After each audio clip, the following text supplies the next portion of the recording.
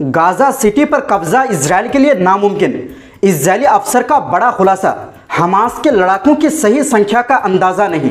Underground सुरंगें उम्मीद से कहीं ज्यादा खतरनाक। दूसरे अधिकारी बोले 20,000 हमास लड़ाके अब भी मौजूद। जानेंगे पूरा मामला, अगली खबर में आपको बताएंगे।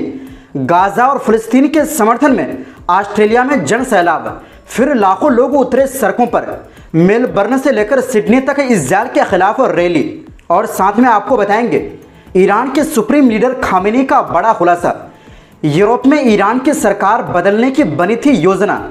दुश्मन जंग से झुका नहीं सका तो अब अंदरूनी फसाद की साजिश। और इसी के साथ वेनेजुएला के नज़दीक युद्धपोत तैनात करने पर अमेरिका पर मादुरो का फुटा गुस्सा। बताया गैर कानूनी साजिश। क्या ट्रंप करेंगे हमला? तो बिना समय गवाए बात करते हैं खबरों की। दोस्तों, अमेरिकी और इजरायली रिपोर्ट्स ने माना है कि गाजा सिटी पर कब्जा करना इजरायल के लिए आसान नहीं होगा और शुरुआती चरण में ही उसे बड़ी मुश्किलें आ रही है। अमेरिकी चैनल CNN के मुताबिक एक इजरायली मिलिट्री अफसर ने माना कि उन्हें ये तक नहीं पता कि गाजा सिटी के अंदर हमास के कितने लड़ाके मौजूद हैं। इसके अलावा उन्होंने स्वीकार किया कि हमास के सुरंगों का नेटवर्क उम्मीद से कहीं ज़्यादा जटिल और ख़तरनाक है। इजरायली अखबार हारेत्ज ने सेना के सूत्रों के हवाले से लिखा है कि गाजा सिटी को ऊपर और नीचे यानी सुरंगों सहित पूरी तरह तबाह करने में कम से कम 1 साल लगेगा, जैसा कि पहले बेत हनून यानी उत्तरी गाजा में हुआ था। इन्हीं सूत्रों ने बताया कि आर्मी चीफ इयाल जमीर ने सरकार को प्लान दिया है कि अगर हमास से किसी समझौते पर पहुंच जाते हैं तो तुरंत फाइटिंग रोकी जा सकती है। लेकिन सेना और सरकार के बीच कैद इजरायली बंदियों को लेकर मतभेद है। कई अफसरों का मानना है कि अभी गाजा सिटी पर हमला करने से उन बंदियों की जान खतरे में पड़ जाएगी, इसलिए बातचीत पूरी होनी चाहिए। इजरायली चैनल 12 के मुताबिक जमीर ने यह भी साफ किया है कि गाजा सिटी को खाली करने में कितना वक्त लगेगा इसका अनुमान लगाना मुश्किल है। इस बीच सेना ने बताया कि 401वीं ब्रिगेड दोबारा उत्तरी गाजा के जबालिया कैंप में लड़ाई में शामिल हुई और उनका टारगेट है हमास की जमीनी और भूमिगत सैन्य क्षमता को तबाह करना। दूसरी तरफ प्रधानमंत्री बेंजामिन नेतन्याहू, जो इंटरनेशनल क्रिमिनल कोर्ट में वार क्राइम्स के आरोपों में वांटेड है, उन्होंने पिछले हफ्ते गाजा सिटी पर कब्जे की योजना को मंजूरी दी, जिसके लिए हजारों नए सैनिक बुलाए जा रहे हैं। ये फैसला तब लिया गया जब हमास ने मध्यस्थों के जरिए सीज फायर प्रपोजल को मान लिया था। इस ऑपरेशन की दुनिया भर में निंदा हो रही है। दोस्तों, इससे पहले अमेरिकी मैगजीन द अटलांटिक ने एक इजरायली अधिकारी के हवाले से कहा था कि हमास के पास अभी भी करीब 20,000 लड़ाके हैं और वेस्ट बैंक में उनके हथियारों का स्तर अंदाजे से पड़े हैं। अधिकारी ने कहा कि हम भाग्यशाली है कि वेस्ट बैंक की स्थिति और ज़्यादा खराब नहीं हुई, लेकिन उन्होंने माना कि यहाँ यहूदी बस्तियों के लोगों द्वारा फिलिस्तीनी नागरिकों पर हमले काफ़ी बढ़ गए हैं। साल 2025 की शुरुआत में यह घटना महीने में 90 बार होती थी, अब यह 200 बार से अधिक हो गई है। पूर्व इजरायली एयरफोर्स जनरल नैमरोद शेफर ने कहा कि गाजा में इस समय की रणनीति युद्ध को जारी रखना है। उनका कहना है कि ये कदम प्रधानमंत्री नेतन्याहू और उनके गठबंधन को फायदा दे सकता है, लेकिन किसी और को नहीं।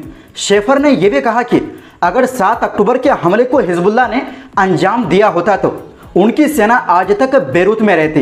वहीं दूसरी ओर दोस्तों, फिलिस्तीन के समर्थन में ऑस्ट्रेलिया में एक बार फिर जन सैलाब देखा गया है। आयोजकों का कहना है कि दसियों हजार ऑस्ट्रेलियाई नागरिकों ने आज यानी रविवार को फिलिस्तीन के समर्थन में देश भर में रैलियों में हिस्सा लिया। ये सब ऐसे वक्त में हुआ है जब इजरायल और ऑस्ट्रेलिया के रिश्तों में तनाव बढ़ गया है, क्योंकि ऑस्ट्रेलिया की लेबर पार्टी की सरकार ने ऐलान किया है कि वो फिलिस्तीन को एक स्वतंत्र देश के रूप में मान्यता देने वाली है। फिलिस्तीन एक्शन नाम की संस्था ने बताया कि ऑस्ट्रेलिया के अलग अलग हिस्सों में 40 से ज़्यादा रैलियां निकाली गई। सिडनी, ब्रिस्बेन, मेलबर्न जैसे बड़े शहरों में हजारों लोग सड़कों पर उतरे। उनका कहना है कि कुल मिलाकर करीब 3,50,000 लोग इन प्रदर्शनों में शामिल हुए। सिर्फ ब्रिस्बेन में ही 50,000 लोग जुटे। सिडनी में रैली का नेतृत्व करने वाले जॉश लिस ने कहा, ऑस्ट्रेलियाई जनता अब पूरी तरह बाहर आ गई है। गाजा में हो रही इस नरसंहार यानी जेनोसाइड को रोकने और अपनी सरकार से इजरायल पर पाबंदी लगाने की मांग करने।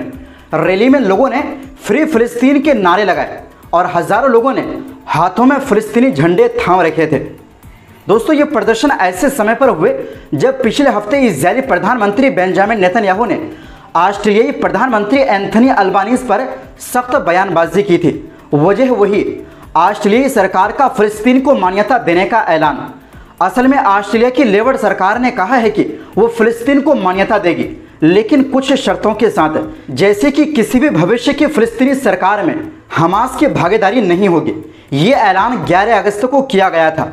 ठीक उसी के कुछ दिन बाद जब सिडनी के मशहूर हार्बर ब्रिज पर हजारों लोग मार्च करते दिखे थे, जो गाजा में जारी इजरायली नरसंहार और भूखमरी को रोकने और मानवीय मदद पहुंचाने की मांग कर रहे थे।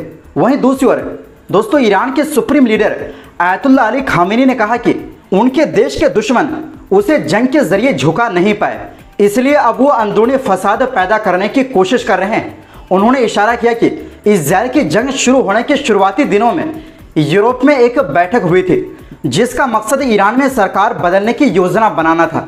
खामेनी ने रविवार को अपने बयान में कहा, पश्चिमी देशों ने जंग के दूसरे दिन ही एक यूरोपीय राजधानी में बैठक की ताकि इस्लामिक गणराज्य की जगह कोई दूसरा सिस्टम लाया जा सके। उन्होंने जोर देकर कहा कि हमारी मजबूती और दुश्मन की करारी हार से ये साफ हो गया कि हमें उसकी शर्तों के आगे झुकाया नहीं जा सकता। खामेनी ने यह भी कहा कि अमेरिका के साथ मसला हल नहीं हो सकता, क्योंकि अमेरिका चाहता है कि ईरान उसके हुक्म का गुलाम बने। दोस्तों जून में इजरायल ने 12 दिन तक ईरान पर जंग छेड़ी थी। इस दौरान उसने ईरान की परमाणु साइटों, सैन्य ठिकानों और आम नागरिक इलाकों पर हमले किए। कई बड़े सैन्य अफसर, जिनमें IRGC के कमांडर और चीफ ऑफ स्टाफ शामिल थे, और नामी परमाणु वैज्ञानिकों की हत्या कर दी गई। इसके जवाब में ईरान ने दर्जनों मिसाइल हमले किए, जिनसे कई इजरायली शहरों में भारी तबाही हुई। वहीं दूसरी ओर दोस्तों वेनेजुएला के राष्ट्रपति निकोलस मादुरो ने अपने देश के तट के पास यानी समुद्र के नजदीक 3 अमेरिकी युद्धपोतों की तैनाती की कड़ी निंदा की। उन्होंने इस कदम को अपनी सरकार को गिराने की गैर कानूनी साजिश बताया। मादुरो ने शुक्रवार को संसद में कहा, वेनेजुएला के खिलाफ जो धमकियां दी जा रही है, सरकार बदलने की कोशिश, सैन्य हमला, ये सब अनैतिक अपराध और गैर कानूनी है। खबरों के मुताबिक इस हफ्ते अमेरिकी नौसेना ने 3 मिसाइल डिस्ट्रॉयर वेनेजुएला के करीब अंतर्राष्ट्रीय जल में भेजे हैं। वहीं अमेरिकी मीडिया का कहना है कि करीब 4000 मरीन सैनिक भी तैनात किए जा सकते हैं। मादुरो बोले, ये मसला शांति, अंतर्राष्ट्रीय कानून और पूरे लैटिन अमेरिका का है। अगर किसी एक देश पर हमला होता है तो ये पूरे लैटिन अमेरिका पर हमला माना जाएगा। दोस्तों हाल ही में अमेरिकी राष्ट्रपति डोनाल्ड ट्रंप ने पेंटागन को आदेश दिया था कि लैटिन अमेरिका में ड्रग माफियाओं के खिलाफ सैन्य विकल्प तैयार किए जाएं। इसके साथ ही वाशिंगटन ने मादुरो की गिरफ्तारी पर इनाम बढ़ाकर $5 करोड़ कर दिया। जवाब में मादुरो ने ऐलान किया कि वेनेजुएला के राष्ट्रीय मिलिशिया के 45 लाख जवान तैयार रहेंगे। उन्होंने अपने सहयोगी देशों का शुक्रिया अदा किया और अमेरिकी धमकियों को सड़ी गली पुरानी चाल बताया। मादुरो ने कहा, हम अपने समुद्र, आसमान और जमीन की रक्षा करेंगे।